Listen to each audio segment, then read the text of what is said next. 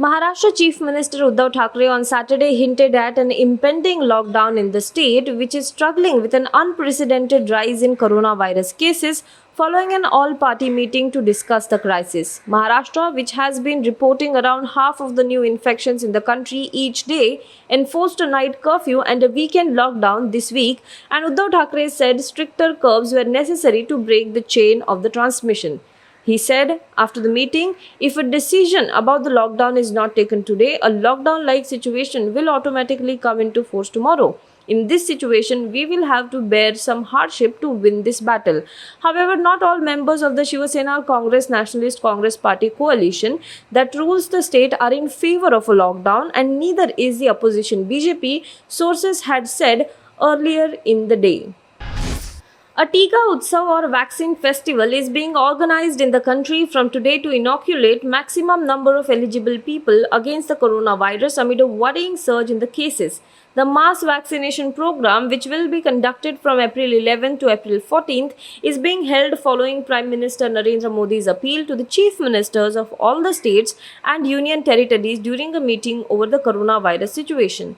Several states such as Uttar Pradesh and Bihar have ramped up their efforts to double the inoculation and have also appealed people to get themselves vaccinated during the 4-day program. In Uttar Pradesh, the Tiga Utsa will start with 6,000 vaccination centers in the state. Chief Minister Yogi Adityanath along with the governor will take part in the webinars on vaccination on all the days of the drive.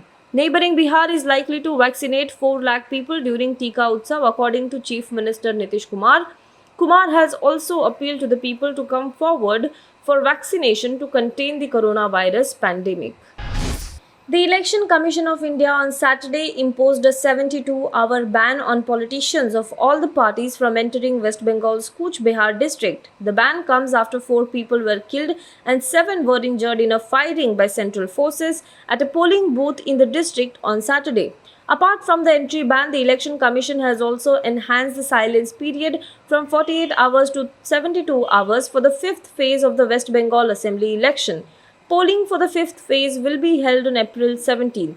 The firing on Saturday took place after locals allegedly attacked CISF personnel and attempted to snatch their rifles due to a misunderstanding, the poll panel said in a statement. The coronavirus variant discovered in South Africa can break through Pfizer-BioNTech's COVID-19 vaccine. To some extent, a real-world data study in Israel found, though its prevalence in the country is low and the research has not been peer-reviewed. The study released on Saturday compared almost 400 people who had tested positive for COVID-19 14 days or more after they received 1 or 2 doses of the vaccine against the same number of unvaccinated patients with the disease. It matched age, gender, among other characteristics. The South African variant was found to make up about 1% of all the COVID-19 cases across all the people studied, according to a study conducted by Tel Aviv University and Israel's largest healthcare provider, Clalit. But among patients who had received 2 doses of the vaccine, the variant's prevalence rate was 8 times higher than those unvaccinated. This suggests the vaccine is less effective against the South African variant compared with the original coronavirus and a variant first identified in Britain that has come to comprise nearly all COVID-19 cases in Israel.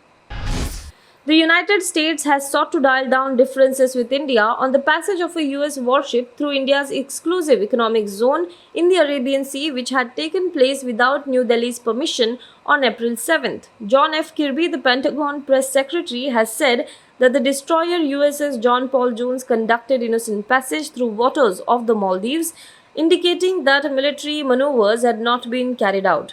Earlier in a statement, the government had said that the United Nations Convention on the Law of the Sea does not authorize other states to carry out military exercises or maneuvers on the continental shelf or exclusive economic zones. New Delhi had expressed its concern to Washington after the US 7th Fleet referred to India's maritime claims as being excessive. The statement was unusual since New Delhi and Washington, both members of the Quad grouping, are both committed to protecting freedom of navigation in international waterways with a specific concern on China's maritime expansionism.